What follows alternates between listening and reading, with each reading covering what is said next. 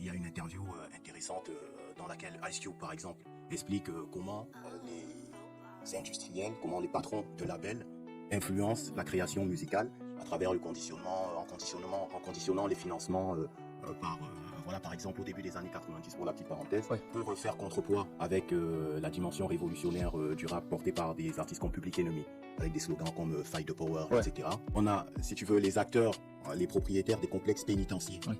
Au moment où fin des années 80, le complexe pénitentiaire tend à être privatisé aux États-Unis, les propriétaires de ces complexes pénitentiaires-là investissent massivement dans le rap pour donner naissance. C'est de là que vient la naissance du gangsta rap. Non. C'est ce que je te dis, c'est tel que je te dis là, la naissance du gangsta rap a été impulsée par des capitaux venant des complexes pénitentiaires. Donc, criminaliser la culture. Donc, quand tu dis le rap c'est une musique de voyous, le rap a été criminalisé pour qu'à travers le rap, toute la culture afro-américaine soit criminalisée pour être stigmatisée. Et donc, aliéner les jeunes Ouais. plutôt que de les conscientiser. Ouais. Et donc, là où la boucle est bouclée, c'est que les propriétaires des prisons investissent dans une musique qui va inciter les jeunes à la vente, à la violence, à la drogue, les femmes, à la prostitution. Black on Black Crime, incite au Black on Black Crime.